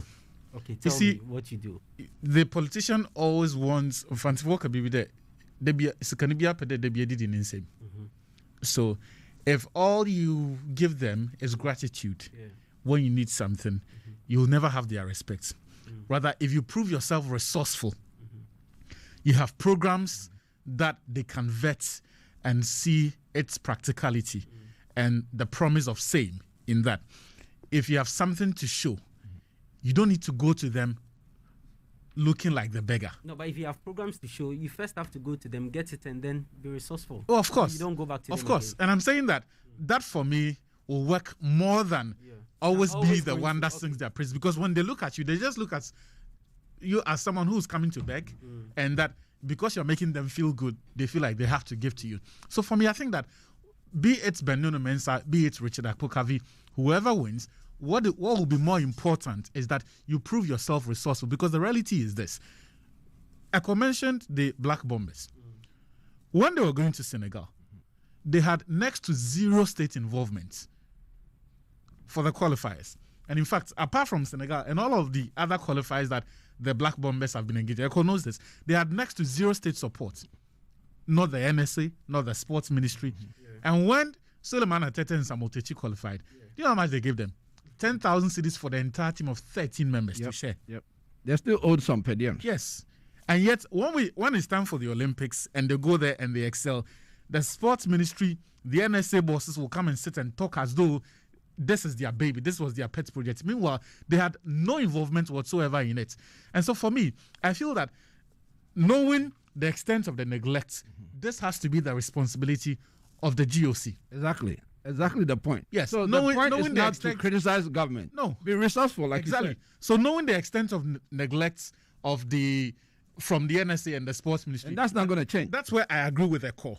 That you are better off putting your effort into generating revenue to fund some of these projects to ensure that their athletes get the best of training. Look, for about 3 months now, the president of the Ghana Amateur Boxing Federation, and he's in a tight corner because the reality is this. For those who know George Lante, he's a government employee. That's right.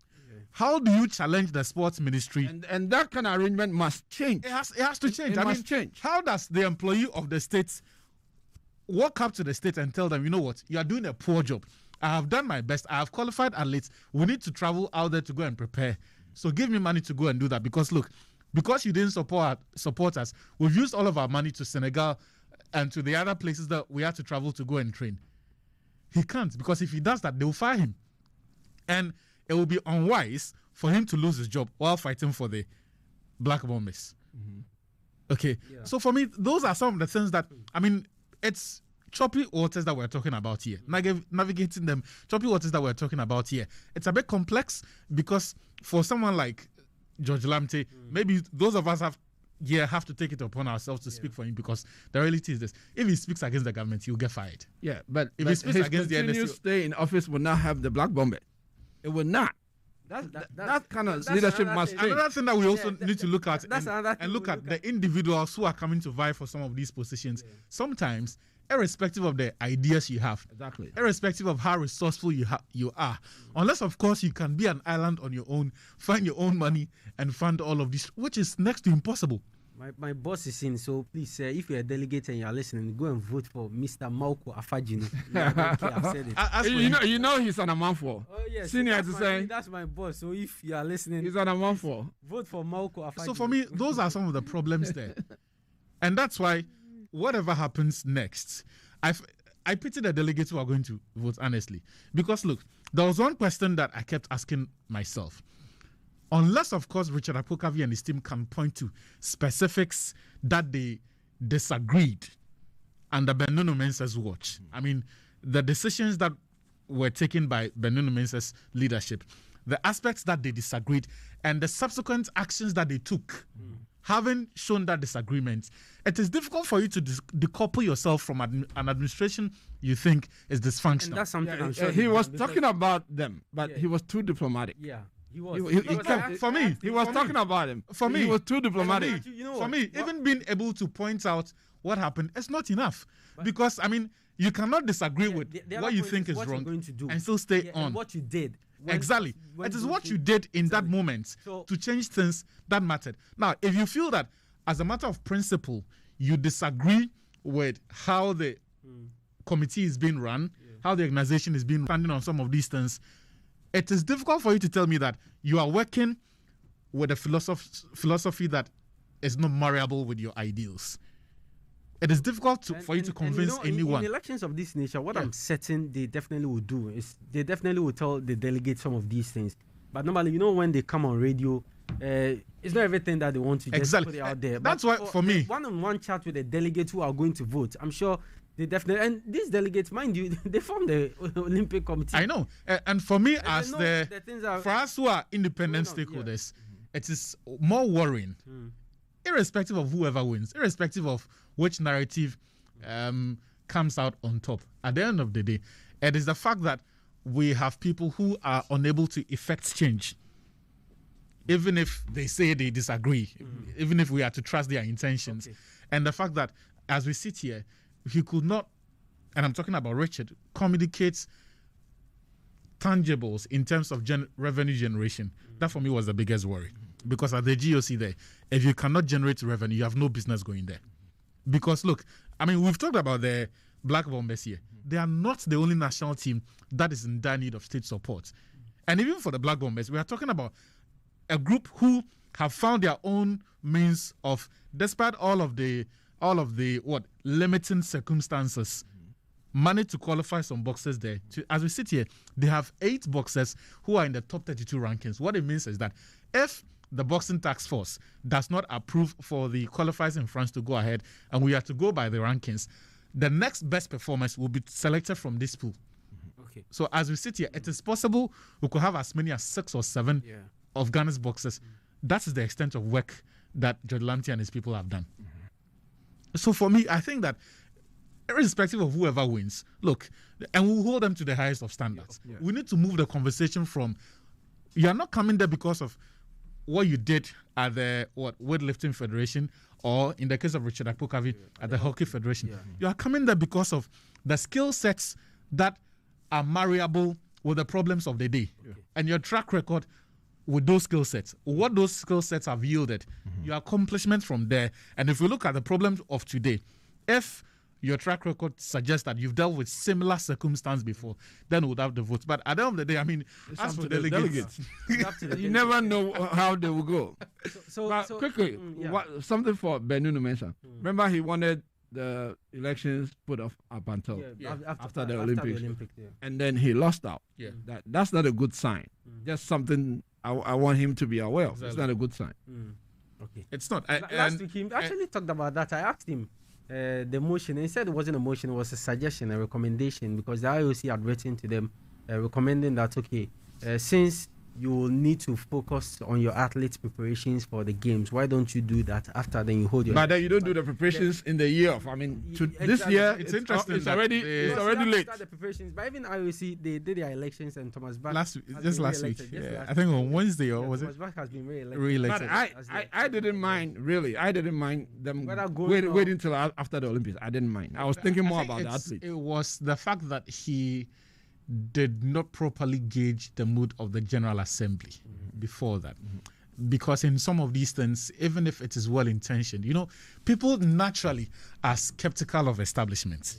So once they come into why do you want to... Exactly. But I was surprised he made that move, because his predecessor made a similar move and it was really contentious. Yes. And so I think he would run away from it. Either he gauged the mood and then later some people he trusted betrayed him, or he misread the mood of the General Assembly.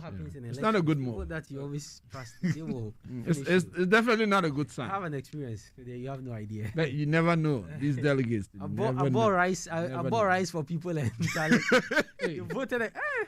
Where? Class prefect in school. Oh, you had to do that? Really? My election. That's what. They believe in your competence, but still you have to give something. You see? You mean you want to bribe the delegates? You are the problem. You're talking about bribery. The problem. No. Man. They believe in your competence, but so why do you need why you have to bribe them? They say, tell them, boys, let's go ahead. This is a clear endorsement of bribery. Have you forgotten our man in the Ashanti region? They are for elections. Kutoro. The watches of them chop. Exactly. So you're still on Asaase Radio 99.5. This is Teamtalk. Right now, we have less than 30 minutes to call it a show. Wow. Huh? Yes. Oh.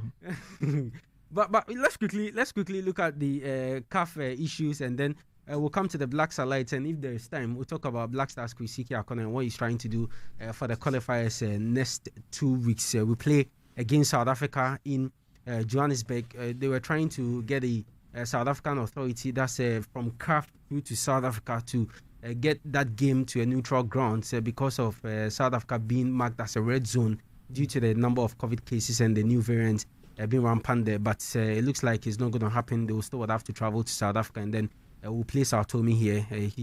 It doesn't look like some of these English Premier League clubs will release their players to us as well. And by virtue of that, he's been training with the local select team here in Ghana. So we'll look at that briefly. But first of all, Mr. Asma, before we got Mr. Apokavi on, I asked about whether you were surprised that, the three people that were going to add up to Patrice Motsepe to be four to go into that election withdrew their candidates. Actually, I wasn't surprised. I knew it would take somebody of the clout of Motsepe to lead Africa out of the doldrums right now. There's too little money in African football. You need somebody with the standing of Motsepe, given his track record, what he's done in football in a relatively short time, and continues to do, and his history in the business world, and his continued engagement with business partners, which is what we want in African football, especially to run away from the disgraceful conduct of the immediate past president. It's been dogged by too much scandal, especially when he was the one to change things. That's right. And then don't forget, before he got in there, our own Christian Yanteti also had his own bit of disgrace regarding CAF. And then Ahmad also comes. I think Ahmad was really done in by what happened to Christian Yanteti, because it seemed as though the ground was being prepared for Christian Yanteti to take over, and then he would go enter into the foray of politics. Yes, in his country. Because if you remember, it was thanks to Christian Yanteti's moves that Ahmad got audience with Asante Hene. Otherwise, how would he get it? He got audience with our president, Nanado, at the Jubilee House, and then even at the school. So these were all moves. I think George Weah as well. Yes. Yeah, I remember the school I was in there. That's GIS. Yes. Ghana International. So it was clear that he was getting ready to run for the presidency in his country, and then Kwesi would take over. Once Kwesi's situation developed, he was hanging. He was left hanging, but he really didn't have to sink that low. He couldn't even handle the power of women around him. Getting arrested in France and all that, too scandalous. So we needed a fresh break from that disgraceful past. And this is the person that really has the clout to bring in the money from the business community, himself being a billionaire, very successful in all kinds of businesses, being a gold mining magnate and all that, with great relationships with Total, which runs the AFCON, with MTN and all that. So he's already part of the huge business community, somebody who's been on the Forbes list, since 2008. One of the richest. He generous, and sometimes it's not just the money. You need a confluence of influence to be able to draw even more partners. We need more money in the prize money for the Champions League, for instance. But I like what he said about the development of the game from the roots, and that they were going to commit a whole lot more into it. So that part it was needed. But the most important thing is that we have a fresh face, somebody who has now been tainted by past administration, no disgrace. If you check his records, his businesses and all that, a clean shave. That's what we want for African football. And then he said something that has been on my heart for the longest while. To de-emphasize promotion of foreign football as against the interest of African football, to try and put African football front and center. At least match what the broadcasting of European matches and creating the consciousness in the minds of our young people, creating the fan base for more African-oriented content, especially among the media folk.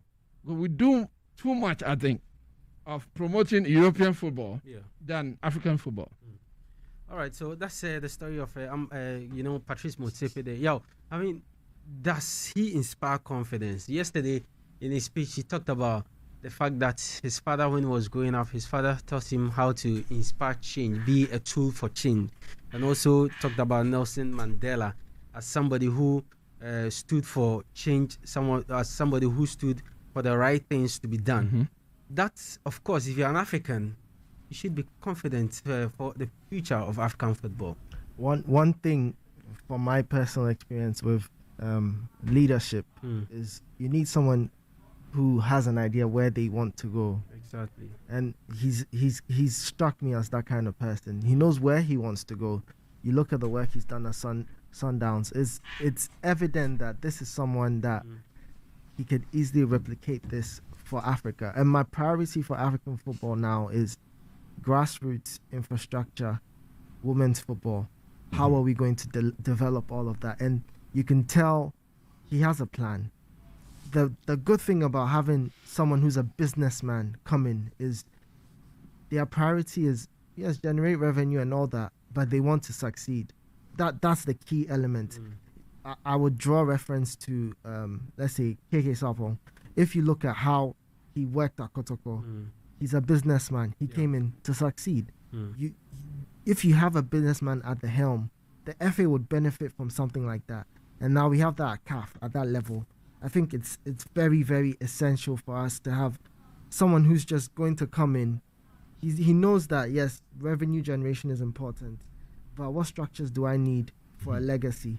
90% of the time, from what we've seen, when not that I dislike the last 2-3 presidents we've had, but their mentalities have not really been for the betterment of Africa. You need someone he's coming in, he has nothing to lose. He's not coming in for money. Actually, he's putting his reputation on the line. That's the most important thing. And once we have that, I think he just needs to have the right people around him, set the right structures. He knows he wants to develop this, timelines to everything. And if the other thing is, he has, maybe FIFA is backing him a bit more because they needed someone with a different image. Backing him. Yes, someone with a different image completely, because, well, he's the 9th richest man in Africa. Yeah. I'm sure he's the second richest man in South Africa. And he's on the list for the world. That's how big he is. So you can imagine if you are very rich and you're in South Africa, then you are really rich. And you're getting this person to support FIFA to an extent. Yeah. That's the caliber of the person we have in our hand. And I think it's very good for African football. I'm looking forward to the next African Cup of Nations, the structures he'll put in for women's football. And one key thing that African football has lacked, that's why we're lacking behind, is professionalism. Yeah. You can tell he's someone, that's why I like when these corporate guys are coming into our football, because they are not coming in because they came in just because. You look at Herbert Mensah, KK Sapong, it was very simple. We came in with structures and corporate governance. We're coming to work. We have controls. This is what we want to do. CAF on the whole looks like it has all those structures, but how come year on there are these issues relating to poor corporate governance in there? That's what you want to see, and I think him coming in, hopefully, the whole confederation will benefit from the fact that he's coming in, and professionalism will be the priority. Because once we have that all across, imagine the 16 or 18 clubs in the Ghana Premier League being run professionally. I don't know, but we probably will be here. We wouldn't do any foreign discussion because there'll be enough to talk about, enough to ponder about for the development of our game. So I'm happy, especially with that. What's it called? The tournaments that they want to. Yes, the Super League. Yeah, the African Super League. I don't know if you heard about it. Yeah. They are trying to see if they can get it. The Women's Super League. No. A 20-team club league on the continent, where the criteria or the how you can get in will be that you'll be able to raise $20 million. Yes, you should have a minimum threshold. Yes. So if you're a club and we need that here too. If you're a club and you cannot raise $20 million, don't worry. Don't even come close. You see, that's the thing. You find that Northern Africa, Yes, and South Africa and probably TP Mazembe, they would be the ones participating in this because they will generate more revenue.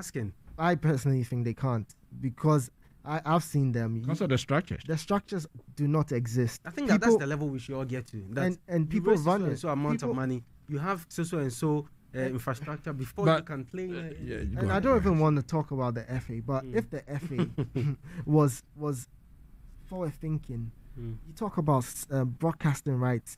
I think the day we tried to discuss this here, when Ellie came in here, we didn't go in there, but the metrics doesn't work. It doesn't make sense. The clubs are not generating enough money from the thing that should be giving them the most money. Yeah. And the FA isn't doing enough there. So we will never get to a state where we're earning 5 million, 10 million from broadcasting rights if the structures are not right or the people manning or running it don't have the foresight or the idea that this is what we need to do if we want to put the football across Africa as well as get people to be interested in it. So yesterday, following the General Assembly, I captured some or the few things that he talked about in his manifesto. He said he was going to invest and develop and grow football in African countries and build partnership, sponsorship with potential partners, which you've talked about, and also improve efficiency and professionalism of CAF competitions and its staff. Implementation and adherence to governance. I just mentioned that in auditing global best practices, invest in African football infrastructure, which is very, very key because with the exception of South Africa and then the northern African countries, and to a large extent, if you go to Cameroon, they have some very good, infrastructures there. But if you come to our country, Ghana, if you go to Togo, even Nigeria to a large extent also is not bad. But Benin and the rest, recently when South Africa, they couldn't travel to the North African countries for their games. Yeah. Do you know what happened at the Accra Stadium? I forgot. I said I was even going to talk about this on today's show. I went to watch that game, the Orlando Pirates ESATIV game.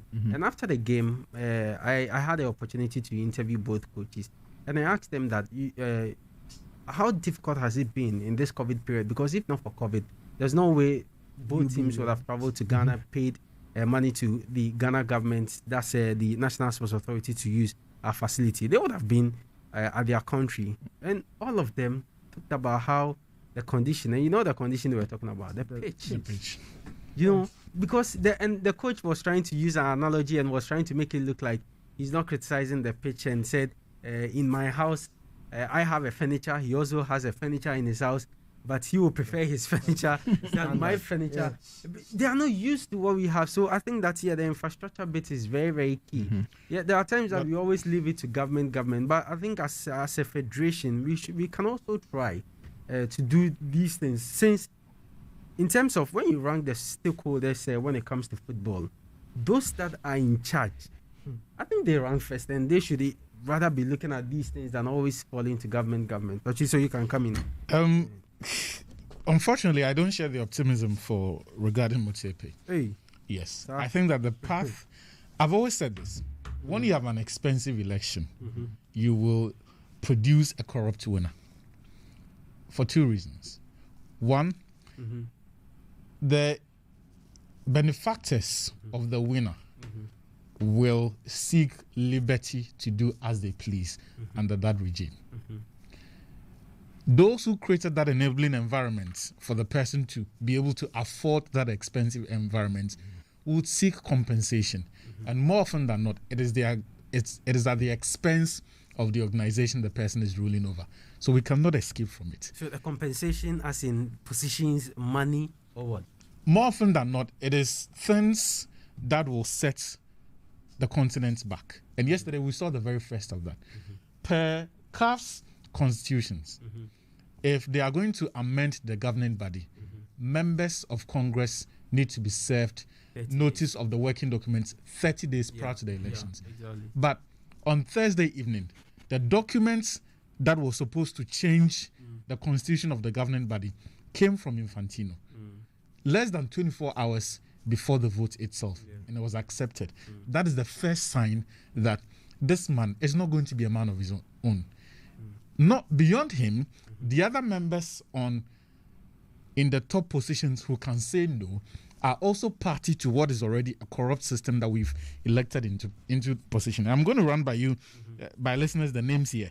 So now for the council members, we have Hani Abu Rida from Egypt, Fawzi Legja from Morocco, Amaju Penik, obviously from Nigeria, Mathurin Shakos from Benin, Asha Johnson from Sierra Leone, and Mahmoud Toure, also from Mali. Yeah. So essentially, all of the names who people accused Ahmad of the enablers of the corruption that everyone was talking about, all of these TV deals and everything that people said Ahmad was doing wrong, and the people who made this possible.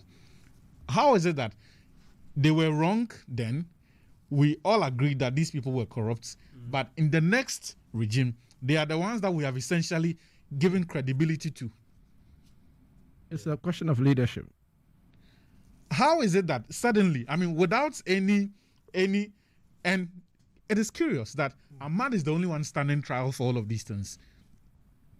And every member of the executive council, the other members of the subcommittees who now have been co-opted into the FIFA council, none of them is responsible for all of these things that we are saying that, because it is not possible that Ahmad did these things on his own. And for me, the biggest problem here is that irrespective of the network that Motsepe has got, irrespective of everything that he has that he's bringing to the table, the biggest problem is that there's someone behind who has a vision that he wants African football to be like. And that's Infantino. And that's the reason why he brought him. And that's the reason why he got every single candidate to step down. And that is the reason why he has started by deciding who sits on that governing council. He has started by deciding the composition of that council itself and those who are going to be on the FIFA council from Africa. You don't think it's in the best interest of... No, it's not.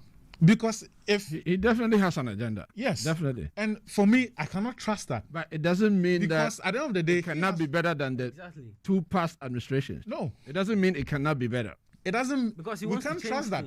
The reality is this. Infantino has his own ideas. Unless he sits us down at a forum and tells us this is what I want in mind, unless we know those ideas and we can interrogate it, we can't give him benefit of doubt. We can't trust it. Yes, but for me, it's not a guarantee of failure for Motsepe. No, for me, it is wrong that we are setting procedure and the constitution aside in the first place.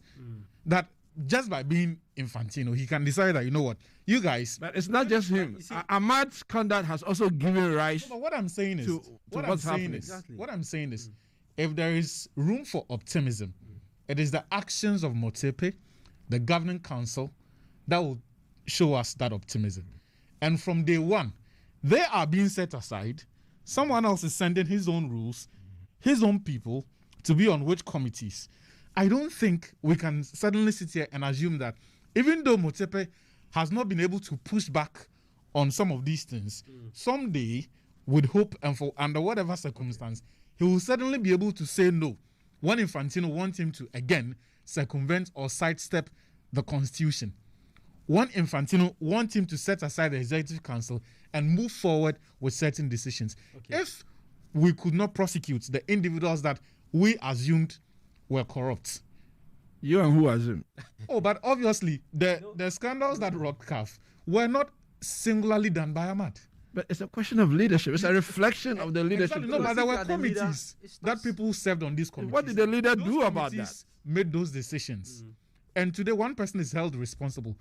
How then do we entrust leadership into the hands of the other accomplices and then assume that suddenly they become men of integrity? So now there is a new leader. Yeah. If the committees are doing something wrong and the new leader thinks that this is wrong, and when something happens, it will be placed on my doorsteps. You will have to take action. That's why he's talking about global best practices. But he's not taking best practice means don't sidestep the constitution. Why has he done that? This was necessary in order to bring him into office. No, he wasn't. No. But in order to bring him, I'm saying he had already won. No, that's what we're saying. He wants to come in and change things. So let's just give him the benefit of the doubt. So because Achu, what you're talking about, if we're going to go by those necessary things that should have happened before the election, then he wouldn't be in power. Then we'll have a continuation. Yeah, but that's the point. I mean, I'm interested. That's why from the beginning I mentioned that if you have an election that is won by the most expensive, you cannot have an election where so everyone needs clout that allows him to meet every African head of state where there is a powerful CAF Executive Council member. If you do not have that kind of clout, if you do not kind of have the kind of resources that can pay off Amaju Pinnick, and that's exactly Jackson, that is what happened. Yes. And for me, we cannot, with that knowledge, still pretend that this is good. Well, but the reputation of the process, the reputation of the incoming leader in terms of how he has managed his businesses is what we are counting on. No, but not the behind the scenes. Because as for elections, at the end of the day, you cannot convince me that you won a corrupt election, but you, the winner, is a man of integrity. You cannot be. Elections are won. Your integrity in the first place would not allow you to benefit. Let me refer you to George Bush when he won his last election. Do you know what happened in Florida? Do you know how many black voters were disenfranchised? When it comes to elections, some of these things do happen. Elections, you cannot go by principles and win elections. Look at what happened with Obama. He had to go with the LGBT plus and co in order to win. If he went on morality, he would never have won. So if you want to win, you have to go by the surest way to win, and then once you get into office, try to effect changes. I'm just saying, let's spend the last 5 minutes to talk about the under 20. Yeah, our time is up. So wow. Just the under 20. Kudos to the GFA administration for winning the African Championship. But would you recommend any of these players to the Black Stars straight away? Not yet. Okay. Not yet at all. It's not. It's not straight away. But I think what's happened is because there's possibility of the European players not joining. That's why they've thought of pushing some of them in there. But if you're going to push... But it should be coming from the coaches. I was going to say that. If you're going to push any of them, it's not you just don't go handpick. It should be clearly from the technical director standpoint and the head coach of the under-20, where this player is good. He's almost ready, or he's not a finished product, but he would benefit from just being in the camp with the senior players to see what happens at that level. That's all they needed to do. They don't need to go pick the so if I agree with you, what the vice president of the Football Association said when he made the team was wrong. Exactly. Because you don't promise a team a place in the Black Stars. No, because they won an under-20 that they didn't play very well till the final. Yeah. They didn't and play now people well. are talking of a free Bane as the main striker of the under-20 of the Black Stars, Mr. Charlie. We have to be serious. And if you watch him play for Hearts, he looks like a headless chicken, lost all over the place. And you see, how can this play for the Ghana Black Stars?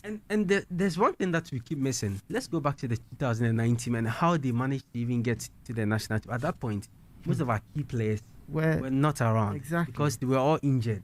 That's why the coach brought in these guys. And also, the other thing you should know is, these were guys that were playing top football already before joining the under-20. So they were playing week in, week out in the Ghana Premier League. Andre Ayew at that point was in France. Others were also elsewhere playing regular football. But these are guys that some hardly even... The goalkeeper does not even keep for his club. He's always on the bench. There are times that he does not even make the bench. No, I mean, currently, he's part of the squad, but we don't see him. He hardly even makes the bench. You see, if we want to make a real point, let's ask the Premier League club, what is the threshold for age eligibility to play in the Premier League? Are those players under the age of 20 playing the Premier League? So we shouldn't really be going that route, because we start asking questions and start bringing out certain facts that will not be in the interest of Ghana. I want to safeguard the interest of Ghana, but I don't want to talk about it. When it comes to youth team progression, in Ghana's history, it has been proven that either a proper technical decision or fate, sometimes both, is what determines that successful progression.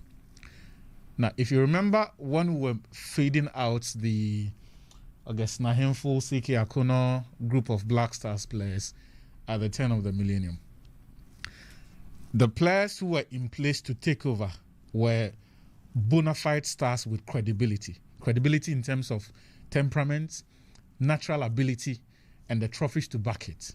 And so you had the Stephen Odros, you had Charles Taylor, you had Don Borte, the Hartlepool group, and all other players who were also playing abroad, but were not part of the Black Stars team that Ben Kofi decided to fade them out. Now, it took Ben Kofi's decision to decide that he would choose for the group of players that were coming up, even though they had next to no credibility, but for the sake of longevity and whatever technical pointers that he saw, decided that we're going to go with Muntari instead of Charles Taylor. We're going to give priority to Michael Essien over Derek Boateng and Stephen Odro, who even had to be ostracized at all from the team. Stephen Appiah will be co-opted and made captain of that particular team. And if you look at the players that we set aside, they were not bad players. In fact, they were not finished, or they were not players whose cycle in terms of excellence had come to an end. But we showed faith and decided that Essien, Muntari, Jan.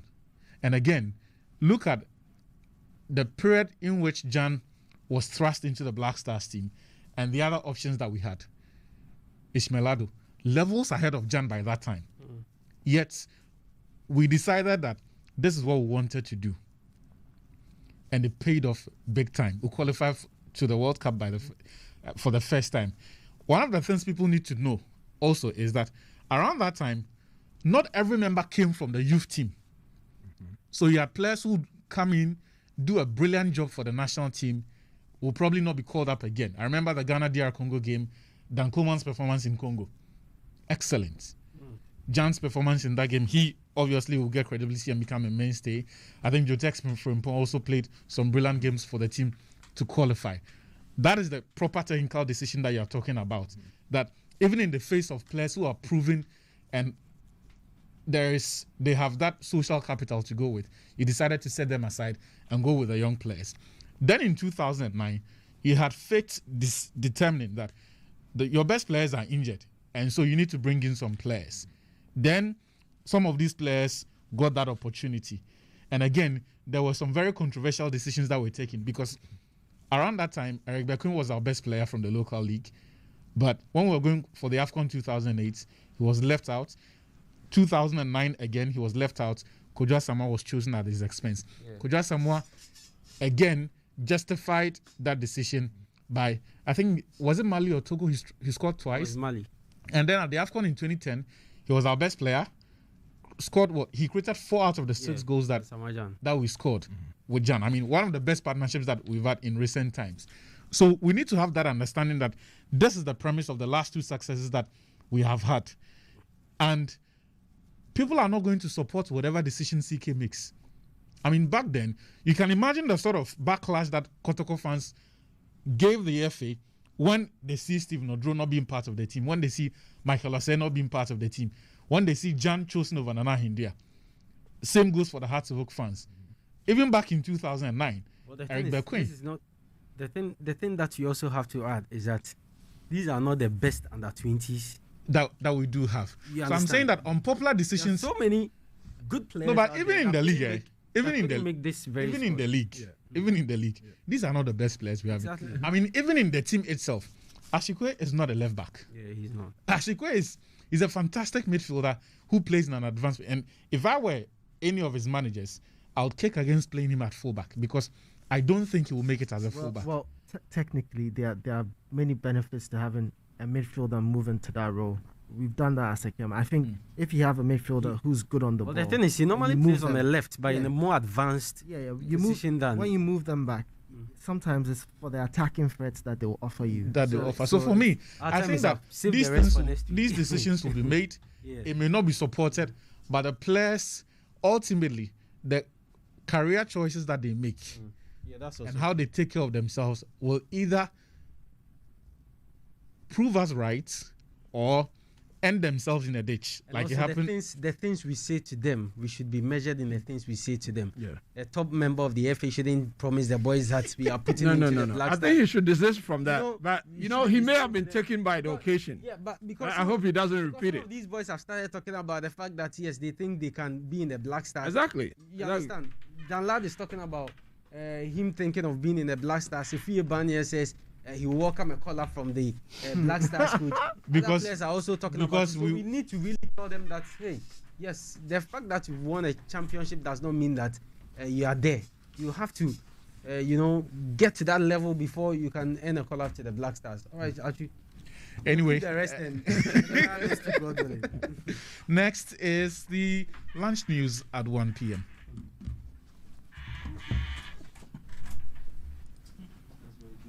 Alligator, I murdered a rock, injured a stone, hospitalized a brick. I'm so mean I make medicine sick. A new world record for Usain Bolt. Little Messi!